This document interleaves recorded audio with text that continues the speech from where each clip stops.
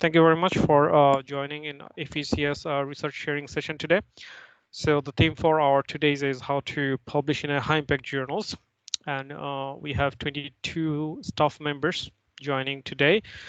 And from the list, it is apparent most of us have experience in publishing in high impact journals. All of us did it sometimes in our life. So most of us are going to have some sort of experience. So instead of me just telling you my experience, it would be really entertaining if you can pitch in your ideas and share with everyone like how you did it, what are the contributing factors that make your publication effective, or any other tips and tricks that might help others.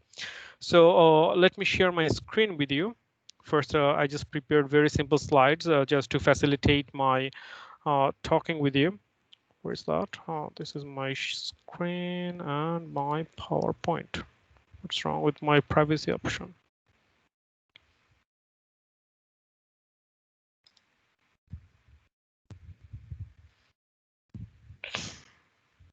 Okay, now it is asking me to sign in. Just a minute.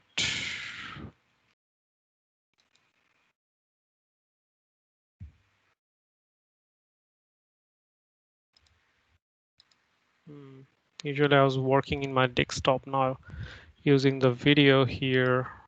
Okay, let me cross it. Sign in.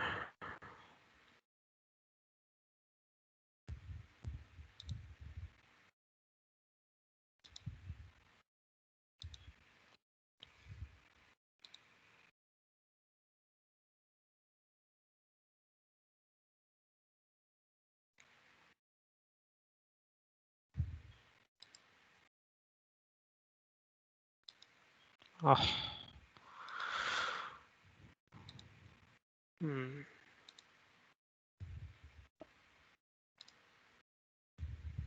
So guys, can you see my screen?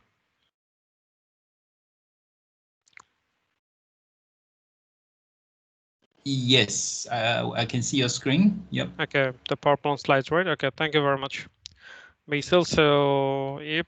So first, I would like to just emphasize on what is the high impact journals. Most of us, we already know what it is. The papers, if we publish in particular journals, that particular journals, if it is highly cited, then we call it's a high impact journals, or the other way around, the scientific community treat some few groups of journals which are highly cited, where the papers are highly ranked. Also, the H index of those journals are quite high. And to be honest, we have some trust on the high impact journals. Like if the impact factor of the journals is high, or the CITE score is high, or the H index is high, by default, as a researcher, we believe that the information provided or the information published in those journals are true. We do not cross check, or there is no trustworthy issue. But if some say journals which are not indexed, or maybe in lower, having a lower profile, we always have some sort of doubt that whether what we are learning from those uh, journals is actually correct or not.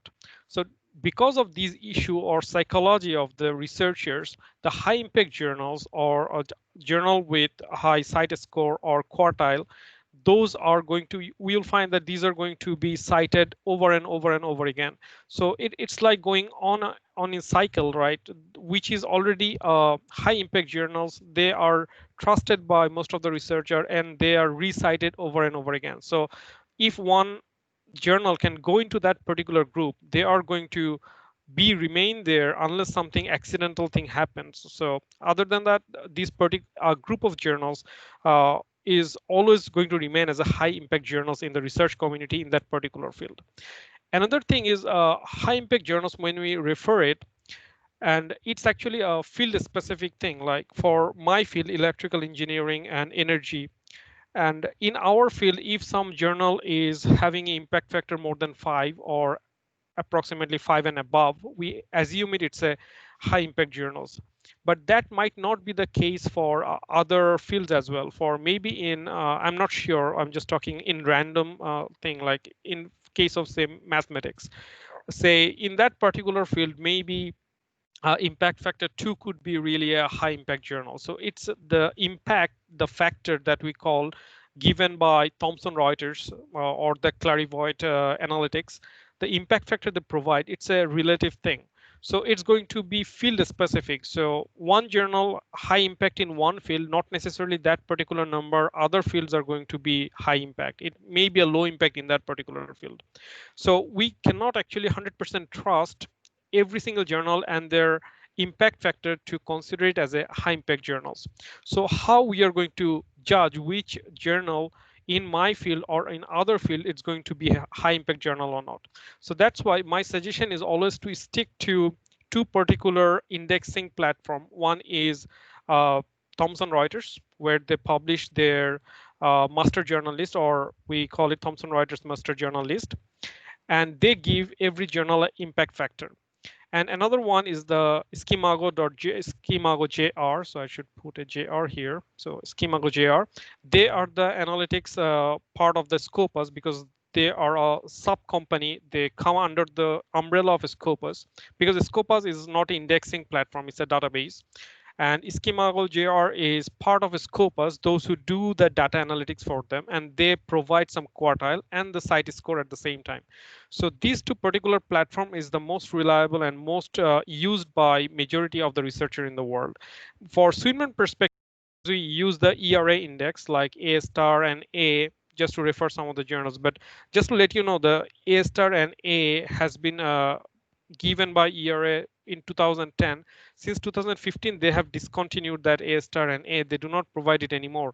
They just index it, and ERA index is really difficult to find. There is no specific platform to find it. We usually download file from different sources and then they compare which one is A star, which one is A.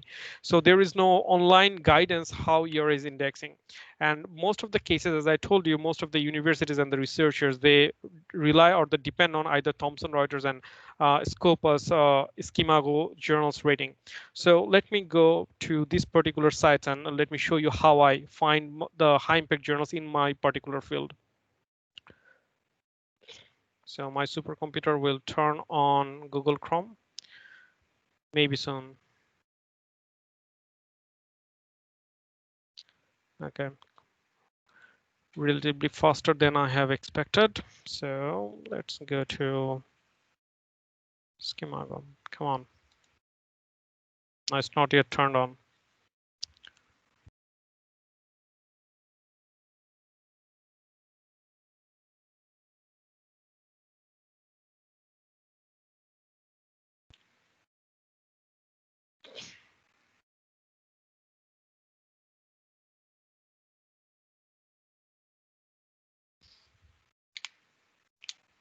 That's really awesome. Come on, come on, come on, come on. It requires some sort of encouragement to do some work. That's why I prefer to work on my desktop most of the time. So yeah, but unfortunately no HD camera with desktop. Okay, so this is the Schemago journal rating. So sometimes we get confused the difference between the Scopus and Schemago because when you go into the Scopus website, you can also find the site score in every single journals.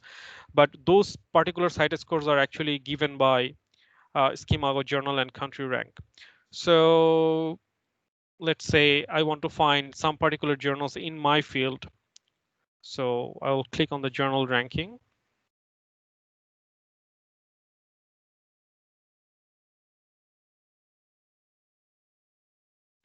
So this is the whole database they have, so which is quite extensive.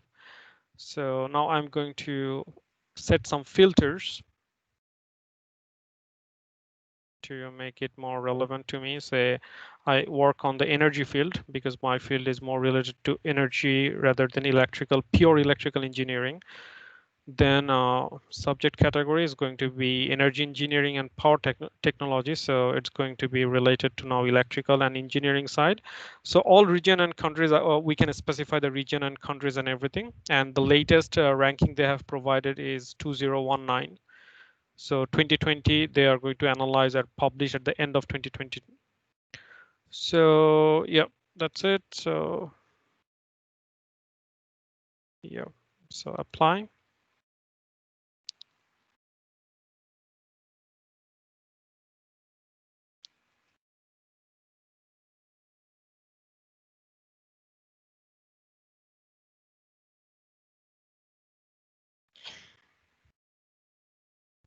So we can see the top journals in my field has been categorized already. So they have found out in the energy field, which is related to energy engineering and power technology, there is approximately 498 journals. So which is kind of crazy. So many journals are there.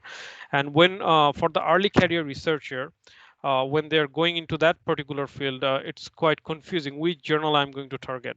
Shall I go for the Nature Energy? It's kind of like a dream paper that I have to publish in Nature. So if I target Nature, I need to know about that particular journal, what kind of journal paper they're interested in. So when I went to search about the Nature, they're not kind of interested about the engineering side I'm dealing with. They are more about natural science, the physics, and kind of finding some breakthrough ideas that they like to publish. So when I started searching first time, I realized that maybe in my lifetime, I'm never going to publish in Nature Energy because my engineering that I am related to, they are not interested in it. So Nature Energy is gone from my list. Then there are multiple. You can see this particular site score is 19, then is 8, blah, blah, blah. So it's going to be a long list of Q1 journal. Then we have to go every page by page and try to find out a list between what journals are Q1, then Q2, Q3. So here, particularly say the Applied Energy, I have three articles published in Applied Energy, which is among the top 5, and also in IEEE transactions. So first, what I have targeted is around my publication should be somewhere between the first 10 journals within the list. Okay, so that's how I come up with a small short list for my particular area. So if I look at, so this is the one belongs to the Scopus and Schemago. Okay, just to let you know, I think most of you knows about it, but still let me just highlight. If you don't know, maybe it will be helpful for you to know about it. So this particular journal, as I told you, that Applied Energy. So you can see their H index is 189. So their H index is quite high. If any journal has a H index more than 100, usually it is always going to be in the pool of Q1 journal or high impact journals. Then the second thing, when we look at it, so many Google ad. Yeah, this matrix, say my one is energy engineering and power technology. And in my particular field, this journal has been Q1 journal since 2003, or even before that, 2001 actually. So for last 20 years, this journal is a quartile 1 journal in that particular field.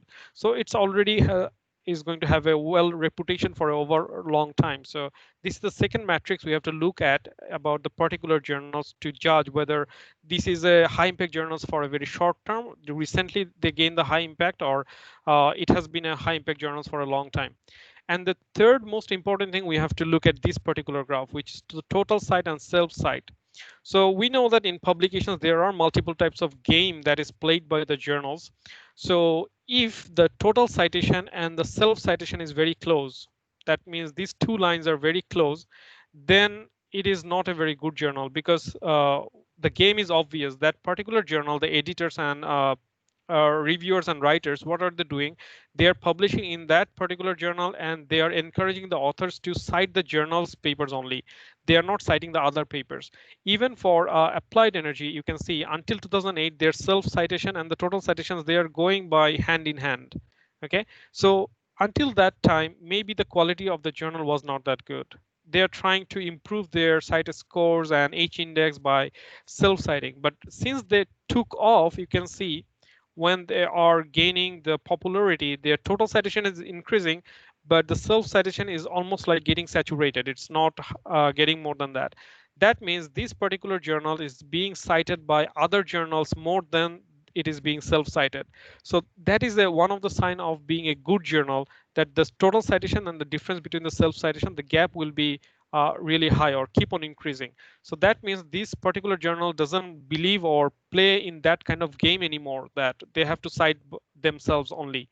So this is a sign of another good journal. If we find that maybe the H index is high, But if unfortunately the total citation and the self citation is, where is that, close to each other, so that is one of the conclusion that maybe the quality of the journal maybe not that good. Maybe the H index is high, maybe the cite score is high, but maybe the quality is compromised because they are citing their own articles. They are not citing the other articles.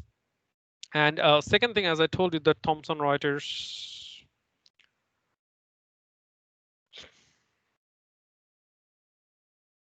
Here's master journalist. So here is the master journalist.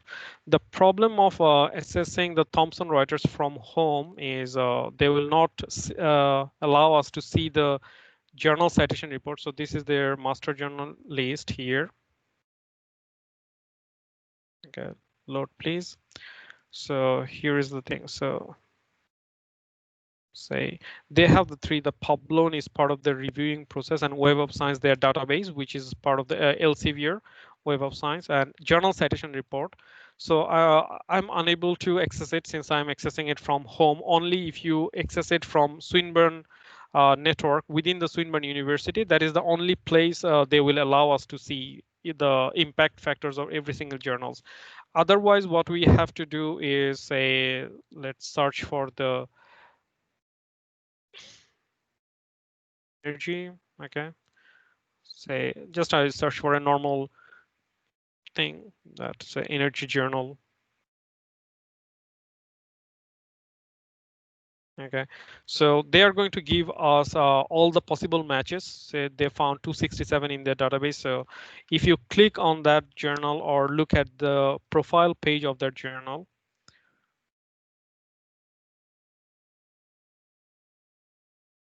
oh, they asked me to sign in. Okay, now they will allow me to go inside, hopefully. Come on, yeah. So we go inside that energy journal published by Elsevier. So this is 5.537. This is the impact factor. Okay, so they talk about the impact factor. On the other hand, Schemago, they talk about the quartile system, the quartile 1 and quartile 2. So 10 years back, or 5, 7, or even some time ago, 5 years back, most people were more crazy about the impact factor, but the whole world is moving towards this quartile thing, the Q1, Q2, Q3, and Q4. So it has a reason for that. I'll not go into that tangent to understand the algorithm or explain the algorithms for that, how the quartiles is defined, but more so, this quartile system is more practical than the impact factor that Thomson Reuters is providing, but that is a topic for a different discussion. So we're not going there. So this is the two platform we use to find high impact journals. So what I do after deciding my journals in that field, I look for this particular site, as I told you or explained through the visual aid. You have to look for the quartile and the cite score. If you go for the Schemago, then look for the H index, look for the total citation and the self citation. And for the Thomson Reuters, instead of the quartile and the cite score, we have to look for the impact, look for the H index, and rest of the data we have to look to find out whether this particular journal is really a good impact journal or not. Then most important thing is I have to prepare my own list. So after comparing the journals in that particular area, I have to come up with a short list or target list that 10 high impact journals, 10 medium impact and low impact journals. So I put the quartile 2 is a medium impact because it's because of my just personal perception. There is no rule to it. Maybe Q1, Q2 can be considered as a high impact journal for some particular field. So for our field, Q1 and Q2, the difference is quite a big. So I put for my particular field, Q2 and Q3 as a medium impact.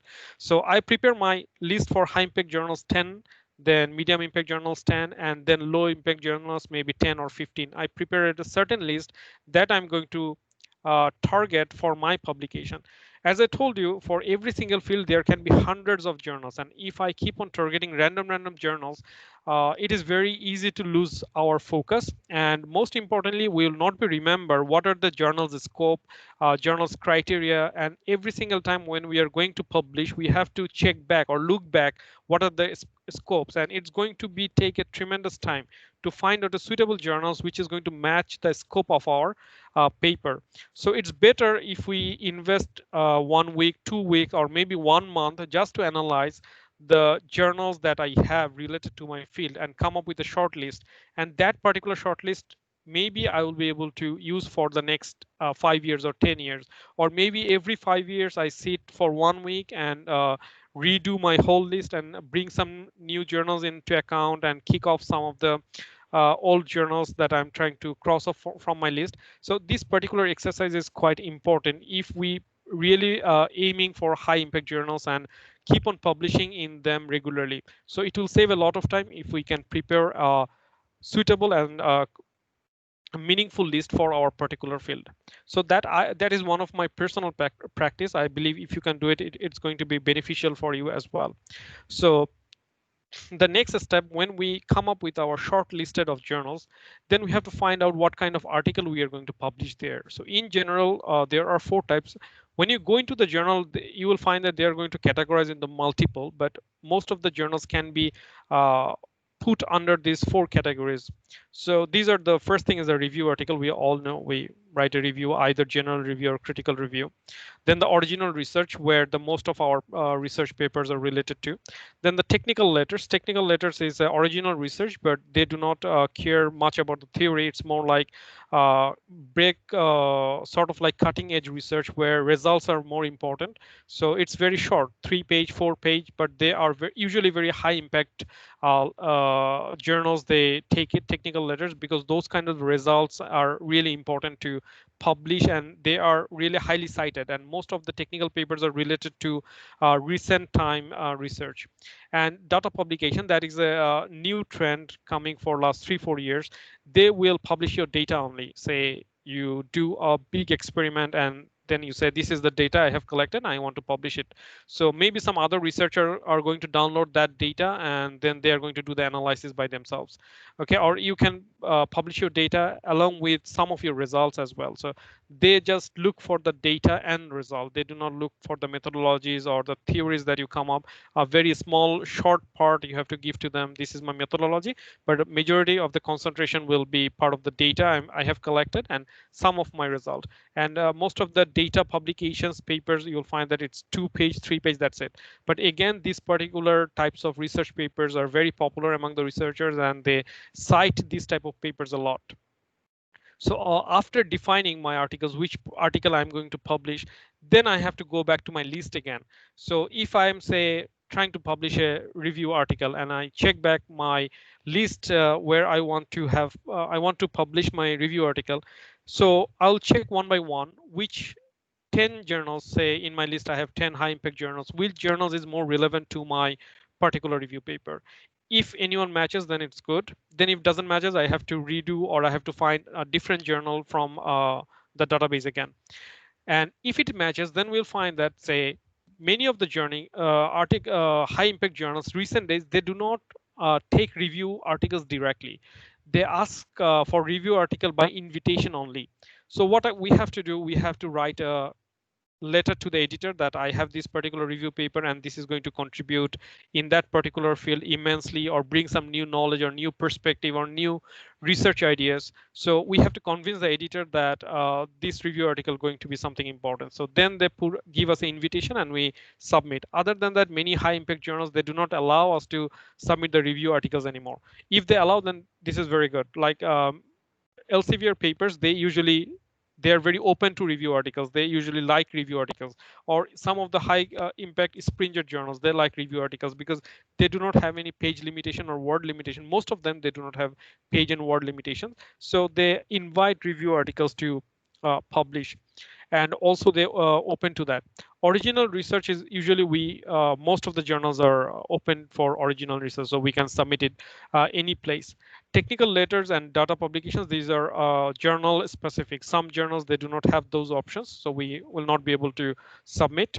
And some journals, they have this. So we can, if we want to publish technical letters and data publication, we have to go for those particular journals which have that kind of criteria or the option for submission.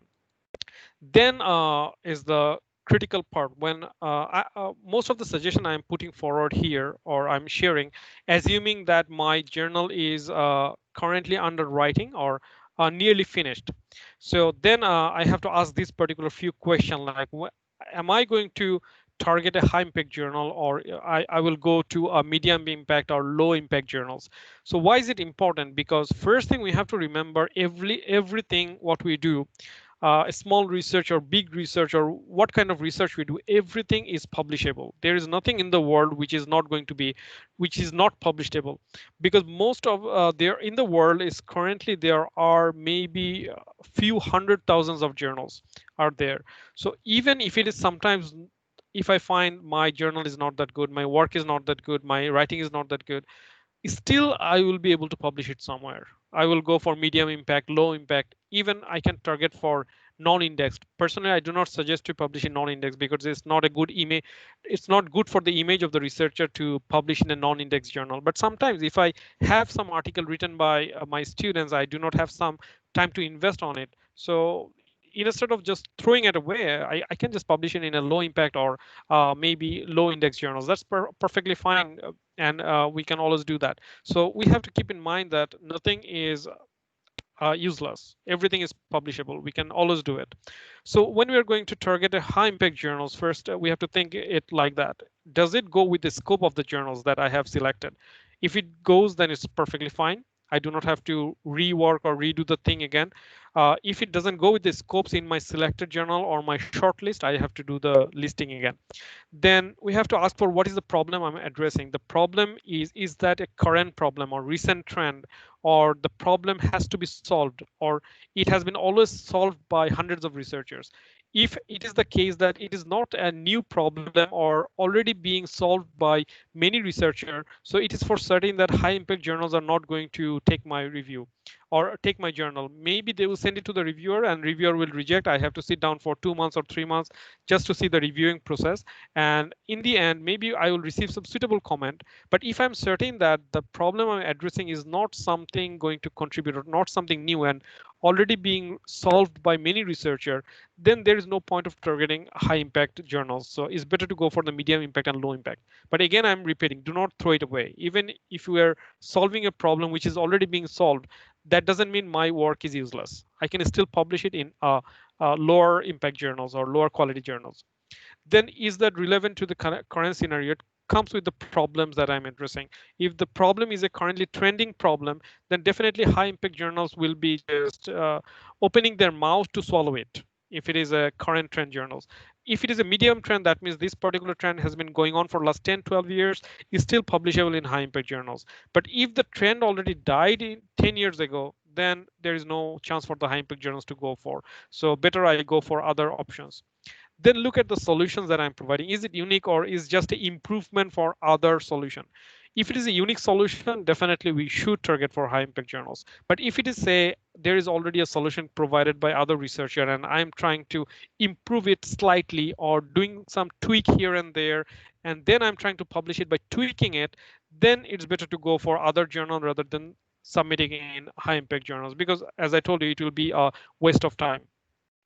Then there are other things. I have to look at my work. Like sometimes some of the works are theoretically valuable, but we know that industry is not going to interested in it, because industry, they are more business focused and application focused. But that doesn't mean all the research has to be focused on the industry or related to the industry problems. We can still do many research which is just for the research purpose, for the sake of pushing the boundary of the knowledge or theoretical perspective.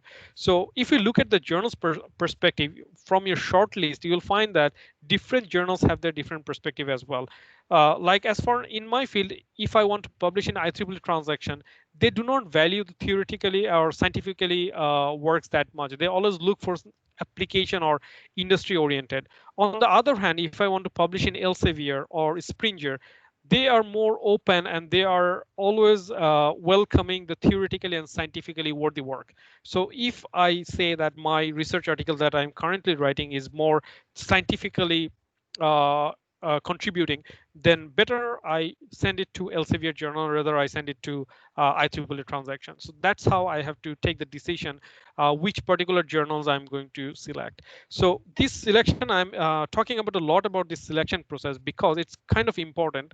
If I just keep on throwing my stones in random direction, in the end I'm going to lose a lot of time. I will submit my article 2-3 months for the reviewing process, then it is rejected, then I'm submitting on another place and again rejected. So after 6 months you'll find that my fuel is gone. I'm not feeling interested. I will feel that my journal is not suitable for any place or my work is poor.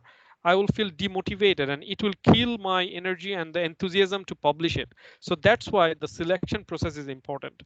Okay, so if I can do all this researching about the journals at the first place and select it properly, we will find that the publishing in high impact journals is not that difficult. We just have to find a suitable journal which is related to the work I'm doing and they're interested in my work. And also it is a concern that will it be cited by others. Most of the cases this is the perspective of the journals. When we submit particular journal, the editor and the associate editor, they look at the context and they try to think about like, is it going to be cited? This, if this particular paper is being published, then will it be cited by many others? Like there are researchers, they do research in very limited particular niche which is very narrow and their group is small. So you will find that those particular research are only cited by few. Not necessarily the research is not important. The research might be really valuable, but the researcher group that they're working on that particular niche is quite small, so that those papers are not cited by many. Maybe the work is really amazing or valuable, but they are not being cited. In those cases, most of the cases, the editors, they do not like to go for those type of papers because they think about that if I publish, whether this is going to be cited by others or not. If the citation opportunity is low, most of the cases, the high impact journals, they reject it from the desk. That means they do not send it for the reviewing process. They initially say that they just come up with some excuse that it doesn't go with our scope. Then even if you go back and check, it's actually go with their scope, but they come up with some random excuses that we are not interested anymore in that particular area or something, some sort of like that, and they give a very generic reply. So that is one of the thing. If you think that if you think that your journal is going to be cited by many other people, it's always, my suggestion is to go for the high impact journals because they will also think along the same line, whether it will be published in high impact journal, cited by others or not. And finally, the writing quality is important. All of the high impact journals, they are very particular about the writing quality and the English. If my English is good, my writing quality is good, even a medium quality journal can be published in the high quality journals. When you even read the journals in high quality or high impact journals, you will find many journals, the findings are not that good. Findings are not that impressive. Findings are not that valuable. Our findings are even valuable than that. But why they could publish in high impact journals? Because of their writing and the presentation quality. They convince the reviewers that their work is good.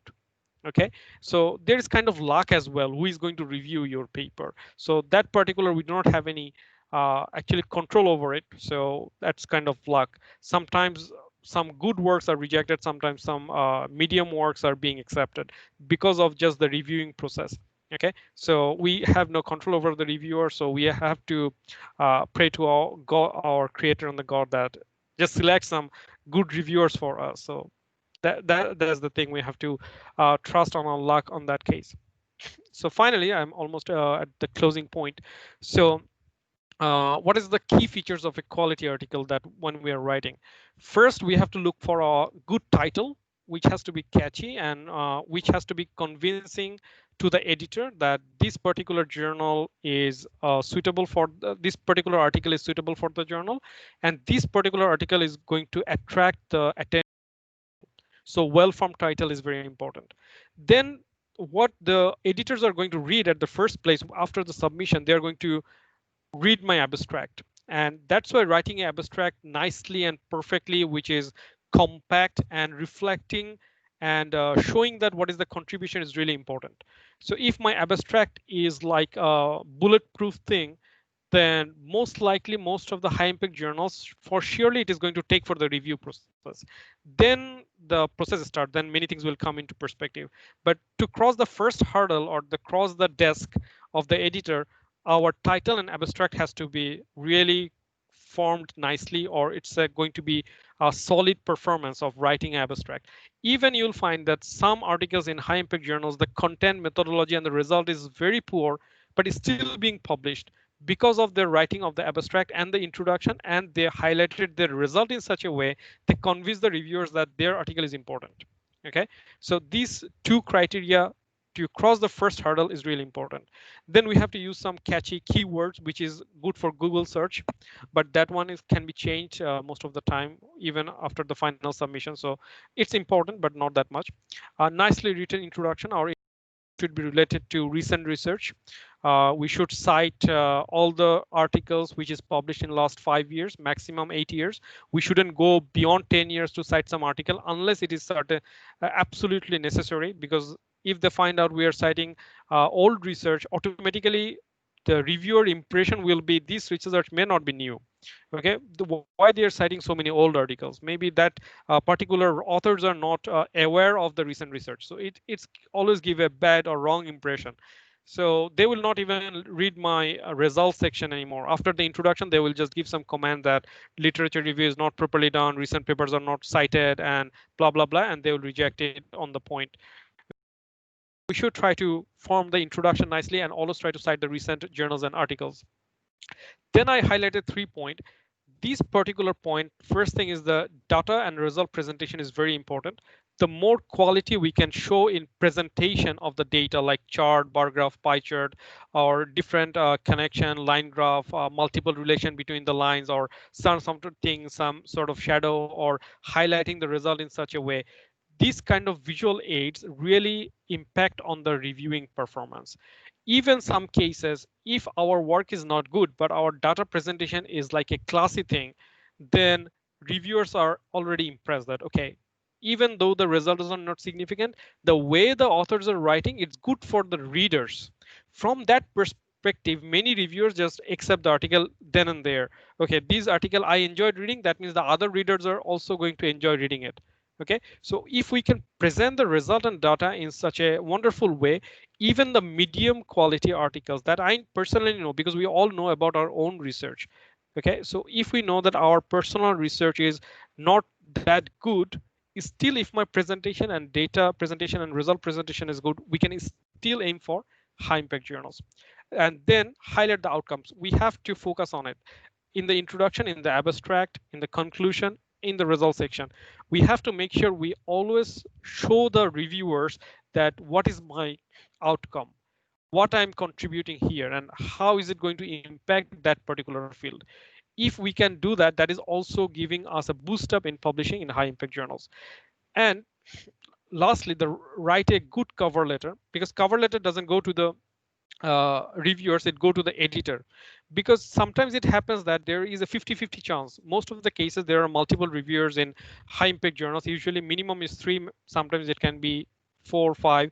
In one of my journals I experienced 10 reviewers they assigned for that particular, and the impact factor of that one was really high, 7.8. so I have to write a rebuttal of the reviewer which is 16 page, where my article was only 9 page. So that kind of hell of an experience for a high impact journals. So in those cases, when there are multiple reviewers, and we'll find that they are going to come up with mixed conclusions. Some will accept, some will say need revision, some will reject. So if there is a 60-40 option or 50-50 option, then the options goes to the editor. They have to take the final decision whether this paper will be given a chance or going to get rejected. So that is the place where cover letter is important. So when we are going to submit the article, the cover letter, some journal is mandatory, some journal is optional. If it is optional, many of us we don't take the opportunity to write a cover letter. We just say it's optional, so what's the point? But for my perspective, it's highly important, and we should always write a cover letter. In the cover letter, we will highlight why my article is important in that particular journal. Okay, so not necessarily the editor is going to be expert in my field, not necessarily expert, the editor will know everything. So if I can point it out that this particular journal I'm submitting, this particular article I'm submitting into this journal, and these are my findings, this is going to be important for this kind of field. And if you can say these are the interested group in the research community, those are going to cite my paper in the future issues. If we can highlight those in my cover letter and it's a well written good cover letter, then the editor will be always inclined to take the paper.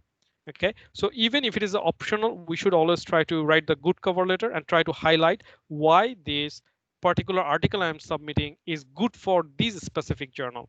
Then we are going to have the mind, take the attention of the reviewer, editor, and editor will be inclined to our particular article. And finally, it's important to hide the limitations. We all know that our research is no research is fully 100% proof or bulletproof. There will be always some gap, some limitations, some cutting of the corners. Some of the things they didn't, maybe it's a case specific, or maybe it's limited to certain geographical area, certain conditions. So there will be always certain limitations. So it's just my own comment. Maybe different people will come up with different perspective. From my view, I usually hide my limitations. I give it to the reviewers the opportunity to find it. So if I'm lucky, reviewers doesn't find it and they said it's a good paper. If they find it, okay, this is a limitation, then I have the opportunity to address them. And sometimes if reviewers find the limitations by themselves, they feel happy that, okay, I am a reviewer of this article and I found some problem in it, and they write a good feedback, so they feel happy. And when I reply them back and try to convince them these are the limitation, why this is happening there, how to improve it, or if I come up with some better result which is addressing the limitation, then the reviewers are already convinced that they found out limitation in the first place, and in the reply I convince them that I overcome the limitation, or I convince them the limitation has to be there because of some reason. So that's why from my perspective hiding the limitation is important. Okay, so different field can be, it can be placed in a different way, so it might be very subjective. It's I'm putting forward only my personal opinion here, that's it. So here, this is another personal suggestion: involvement of the supervisors. So we are all academicians, and most of the cases we do not conduct the research by ourselves. Our FYP students, the HDR students, they're doing the research, and sometimes we do not have time. When the paper is being submitted to us by our students, we just send it directly. Sometimes we ask our students to submit the paper on behalf of us or by themselves only, and we do not know that what are the content, how they present it. So if this is the case, I do not have time to get involved in the research or the paper writing of my student. So if this is the case, it's better to lower the expectation. The higher impact journals is most likely not going to coming from for a student. From a HDR students, we can never expect that much of quality, that they are going to ensure all the nice titles, abstract, nicely written cover letters, nice abstract, well formatted paper, because they do not have that experience yet. So if we just say that whatever they write I will submit to the high impact journals, most of the cases it's there is a almost 80% chance it is going to get rejected because of they haven't fulfilled the primary writing criteria that I have highlighted before. So when I am the supervisor, my involvement is must. If I'm trying to target a high impact journals, I have to make sure that I am connected to the writing process. Some of the things I check through the paper, some of the part even I have written some of the part by myself. And when I'm the student is going to submit it, I personally make sure that the abstract, checking the abstract, checking the cover letter, and checking the body overall, there is no grammatical mistake or the sentence structure is right. Okay, so involvement of the supervisor is mandatory. Otherwise, targeting the high impact journals is going to be really difficult. It's not possible. Other than that, some other factors I found it is important in my personal experience. If I'm the reviewer of a preferred journals, they always prefer my article to submit there, and the review process is easy. So if I know the editor and editor knows me, knows my name, then they will go easy on my paper. They always accept it and they will try to send it to the reviewers. Even the reviewers are 50-50, editor will give me a chance to publish it there. So it's good to be a reviewer for some few journals. Okay, so if they send us invitation, never say no.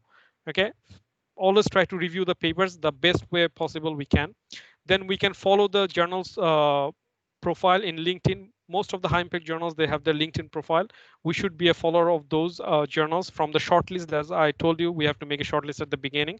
So we will like those journals. We'll participate in their post occasionally, once in a month, once in 2 weeks, so that if the editor see that one particular person is commenting or participating in the conversation, so they will know my name. So when I submit my article, the editor, okay, remember, okay, that guy commented on my comment in the LinkedIn post or something like that. So it's just like creating the connection.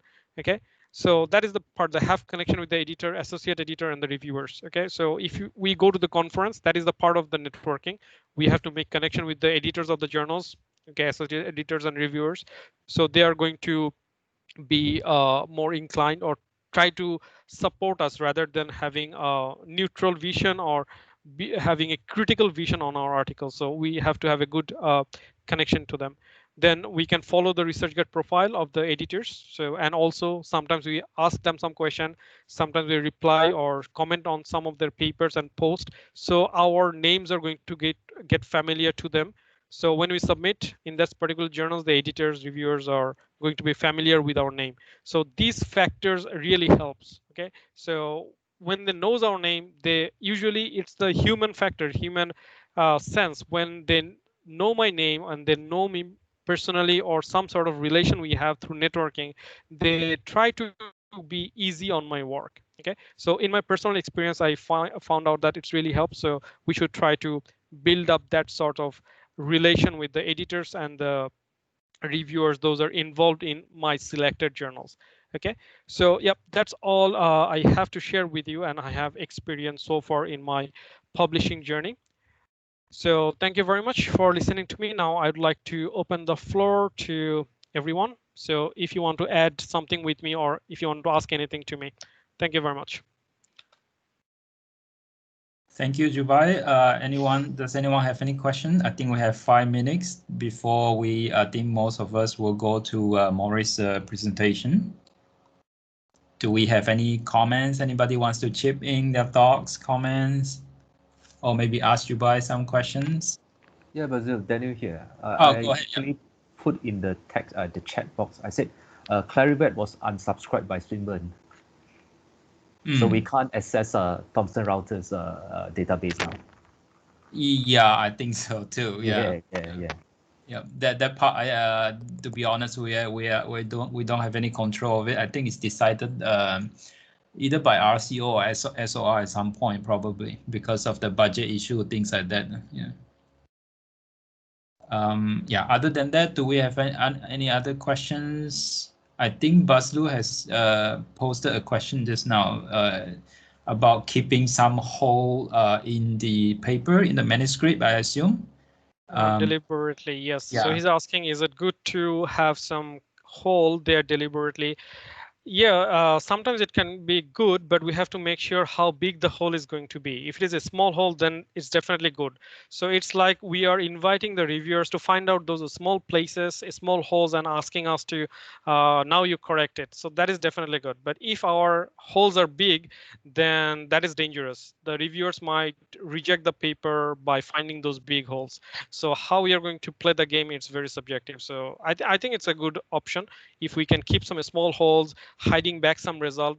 Like I have lots of result. There is no point of giving everything at the same first place. So I keep some result back, hold it back. When the reviewing process comes, they ask that you have to improve this and that. Then we submit some additional result. So the reviewer thinks that, okay, this guy took my reviewing comments seriously and he come up with some new result. So that creates a really good impression. So that is kind of a playing technique, how to playing with the reviewers. Yeah. And Vincent, there's another question. Yeah. Is it better to keep submitting to a same publisher or submitting to a diverse range of publisher instead, from your opinion? Okay, so my opinion is to submitting in one particular journal years after years is not good. Okay, so one journal, better in one particular journal not to submit 2 articles a year. Okay, I can keep on submitting year after years, but not one particular journal. I should have selected 3, 4, or 5 where I will be rotating my submission. Because if I'm going to submit one particular journal, what happens is every 2 years, journals are going to change their editorial panel and the reviewing panel. So not necessarily is going to be helpful. But if I'm going to target 4 or 5 journals, which is related to my field, we will find out that the similar reviewers are going to keep on joining from one journal to a different journal to another journal, but they are going to be related to those 5, 6, or 10 particular journals. They will keep on rotating around. So those reviewers will already know my name. But if I'm going to submit one particular journal, I always have to keep on interacting with new reviewers, new set of editors every 2 years, and it might not be beneficial in the long run. So yeah, that's my opinion. All right, great. Maybe I'll just give a brief summary of what I catch from your talk. I think overall everything what you said is really important, and I also agree with almost all of it. Okay, the only thing I would like to highlight is novelty in your paper. If you want to be published in the high impact journals, then definitely novelty is one of the most important criteria. So you really need to make sure, like Jubai has said, that your paper has content that has let's say new experimental method or new theoretical solution or new theoretical method or simulation. Anything there has to have some new element to it. It should not be just a improvement of an existing technique, because chances are they will reject it because they might see it in a way it's just a minor update. So they don't like some of the journal, high impact journal, they may not like that that kind of contributions. Okay, so novelty is something really important. So that's why I think for example in my own field, if you can publish any experimental result, let's say something totally new, some new discovery or finding from the experiments, or even you come up with a new method of measuring something, those chances are you can publish those in the let's say letters. Those are quite high impact factors normally. So novelty is one of them. The other thing I would like to mention is the tiers 1 to 4. If you follow the announcement that we made recently, a couple of months ago, about the elites, about the journals ranking from Swinburne, but our Swinburne University itself. Elite is of course the top tier, and then you have tier 1, tier 2, tier 3, and then tier 4. In our current appraisal system, if you publish in tier 1, the multiplier is 2. So that is technically equivalent to 2 index journal paper of tier 3 and 4.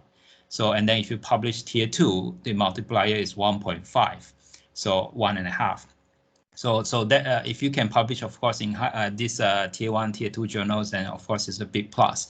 Also, if you can get into elite journal, that I think totally will help you out in your promotion cases as well. So make sure you keep an eye on those, the list, just like what Jubai has mentioned. So it will be good for you. I think other than that, he has covered pretty much everything, and I agree with what he has said. Very well expressed and discussed. I think we are at 3 o'clock, so I better stop here. Thank you everyone for coming. Thank you, Jubai, for your informative talks, and thank you for willing to do this. I think we'll stop here. See you around. Thank you, Wilson. Thank you everyone for joining. Hopefully you guys will be joining Maury's workshop on international grant. So hope you guys see you there. Thank you very much.